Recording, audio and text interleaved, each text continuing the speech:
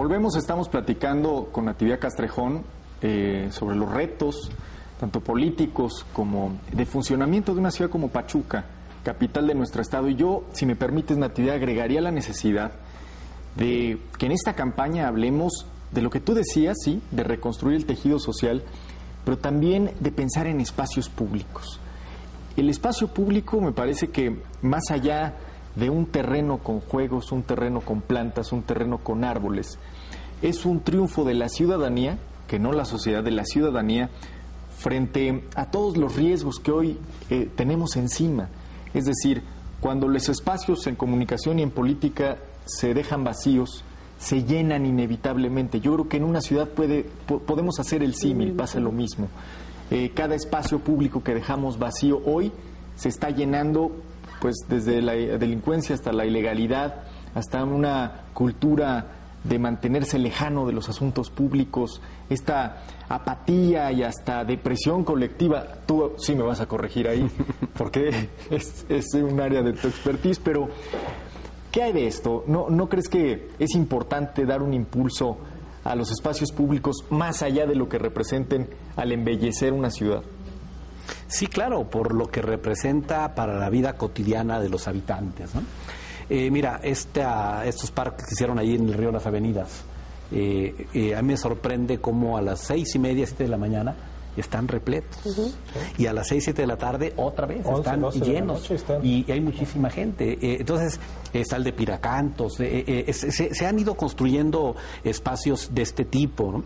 Yo lo que haría sería todavía incrementar la participación dirigida. Es decir, más clases de 20,000 cosas de deporte, más instructores de manera permanente, no solamente el sábado o el domingo, sino también en el día a día, de tal manera que se habiten, que se gocen, que se disfruten y que se les dé el mantenimiento adecuado para evitar aquella teoría de la ventana rota, ¿no? Empiezas a descuidarlo y en unos pocos meses ya se volvió un nido para la delincuencia. Entonces, desde allí construyes ciudadanía, desde los espacios públicos, que cada vez son más, que nos falta construir algunos más y seguir mejorando los que ya tenemos. ¿Cómo transitar, por ejemplo, a ese escenario? Usted me dice, bueno, hay que focalizar muchas de las acciones, posiblemente hasta la propia infraestructura, para generar la participación de la ciudadanía. Y mucho va en el sentido de cómo poder generar una visión dentro de la administración municipal, dentro del propio gobierno municipal, la noción de los presupuestos participativos. Que hasta los mismos ciudadanos decidan cuál va a ser la infraestructura, la obra, que realmente resulta prioritaria en diversos sectores de la ciudad. Que vaya enfocado realmente ese presupuesto, la hacienda municipal vaya enfocado, el presupuesto de obras específicamente, vaya enfocado a las decisiones de la ciudadanía, a la participación colectiva de la ciudadanía, que no simplemente se presente en un escritorio una agenda de obras, lo apruebe el ayuntamiento y se comiencen a ejecutar sin la participación de los ciudadanos.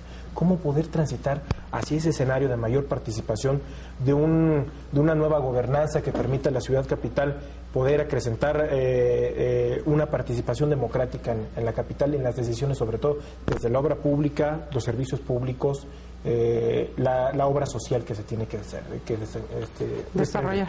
Sí, hay muchos antecedentes. A mí me llamaron la atención hace 12, 15 años casos de éxito en Brasil, cuando empiezan a trabajar en las favelas con este modelo de participación, de presupuesto participativo. Y se han hecho algunos intentos en algunos municipios del país. Pues básicamente es entender que los recursos con los que cuenta un gobierno municipal son sumamente limitados con respecto a las necesidades. Entonces, los que conocen realmente sus necesidades son los habitantes de cada colonia, ¿no? Por ejemplo, si te vas a todas las colonias que están atrás acá de la Penny, ¿no? La 20 de noviembre, y además tienen nombres aspiracionales, ¿no? Europa, paraíso, ¿no? Y los ves y, bueno, no tienen en su mayoría ni drenaje, ni pavimento, ni agua, ni alumbrado público. Entonces, tú no les puedes ofrecer que lo vas a solucionar en un periodo de gobierno, porque sería un poco pretencioso.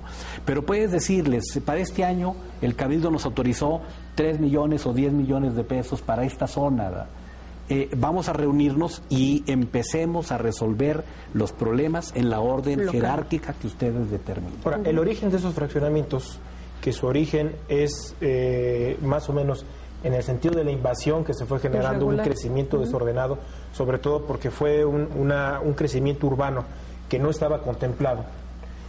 ¿Cómo poder atender estos tipos de rezagos? Porque, digo, tenemos muchos espacios en la ciudad capital que cuentan con esas características y que lógicamente la atención, porque el número de habitantes que habitan en esas zonas es muy amplio totalmente. ¿Cómo poder focalizar, cómo poder atender las necesidades a partir de la visión del gobierno municipal y con esa limitante de recursos?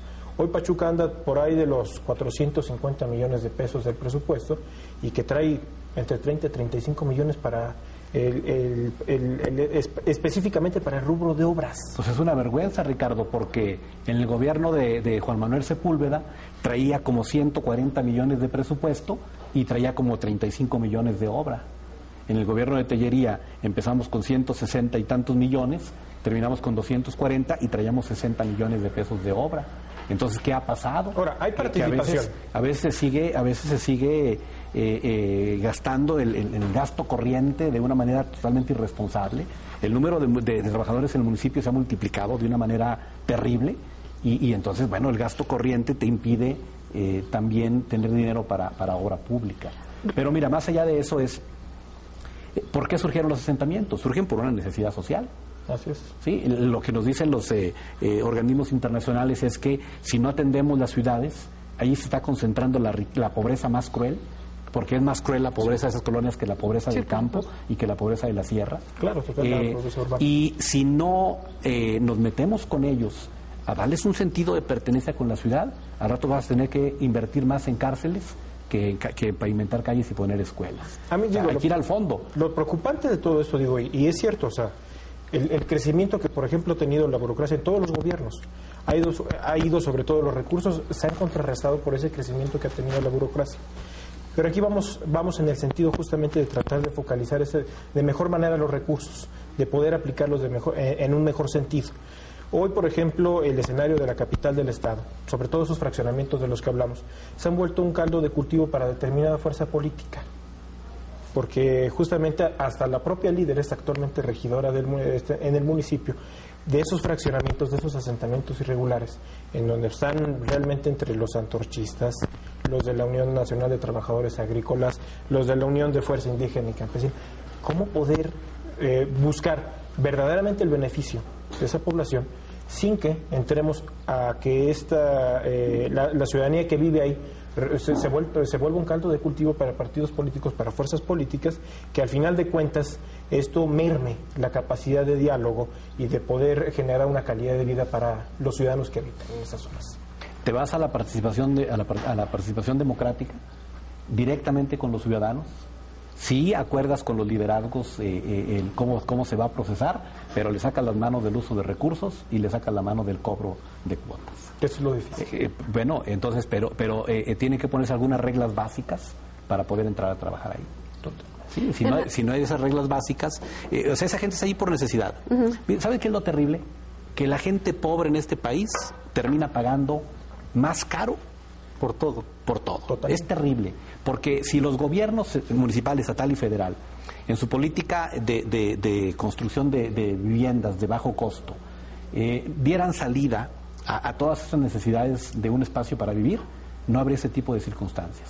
Entonces estos llegan, invaden, pero tienen que estar pagando. Y al final, te aseguro que le pagan más a las organizaciones, les pagan más que lo que les hubiera costado una casa en Fonapo. Totalmente. Y el tema del agua, Natividad, se presta para 1000 cosas, el agua. Se habla mucho de los cobros en la tarifa del agua, ¿no? Y bien dicen que Dios pone el agua, pero no la entuba. Y eso tiene un costo. En algún momento... Espérame tantito, nada más.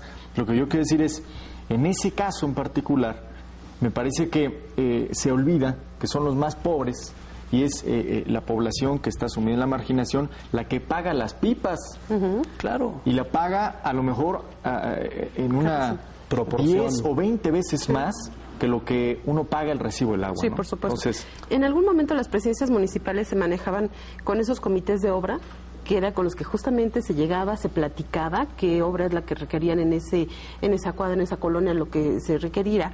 Y la presidencia municipal otorgaba el apoyo económico, pero la misma población era quien se encargaba de la construcción, ya fuera de colocar guarniciones, de hacer su calle, de hacer sus banquetas. Esto es también una forma de poder incluir nuevamente a la ciudadanía en esta toma de decisiones para el manejo de los recursos. Mi experiencia personal es que las personas que viven en condiciones más marginales suelen ser las que participan más a la hora de buscar soluciones. No piden limosna, no piden caridad, ¿verdad? Piden el apoyo subsidiario de sus gobiernos y ellos suelen participar con la mano de obra, suelen participar. Tú vete a las escuelas, las más marginadas son las que cooperan más que escuelas donde de clase media, a veces hasta de clase media alta, no quieren cooperar, ¿no? Porque para eso está el gobierno, ¿no? Pero como estos marginados viven día a día la carencia de casi todos los servicios, no les importa trabajar extra, no les importa dar una faena, no les importa involucrarse, pues porque está en juego su vida y sobre todo la de sus hijos, ¿no? Entonces yo creo que sí hay que dinamizar el poder del ciudadano, sí hay que dinamizar y en cada espacio, que sepa el ciudadano que si no se involucran ellos, sí, de manera permanente, ningún gobierno va a poder resolver sus problemáticas cotidianas. Ahora, hay un antecedente muy importante en la ciudad capital. Durante el gobierno, por ejemplo, de Juan Manuel Sepúlveda Fayad, se crearon esos famosos comités de obra. Ajá, exacto. En donde el gobierno municipal, decía, ciudadanos, yo le entro con una parte, el 60-70% de la obra, materiales, todo eso, y ustedes le entran con el 30-40%, para que ustedes paguen la mano de obra. Y eso alcanzaba temas tan sobresalientes como la ampliación de metas, que si había una pavimentación de 50 metros, la pavimentación se lograba de 60 a 80 metros, se lograban banquetas, etc. Y sobre esos caminos, sobre esos tipos de presupuestos que participe la ciudadanía, yo creo que es el foco. Vamos, creo que un corte. Vamos a hacer un corte, Carmen. Vamos a hacer una pausa. Recuerda, estamos en su programa Visto Bueno TV, nuestro correo electrónico vistobuenotv@gmail.com. Regresamos después de esta pausa.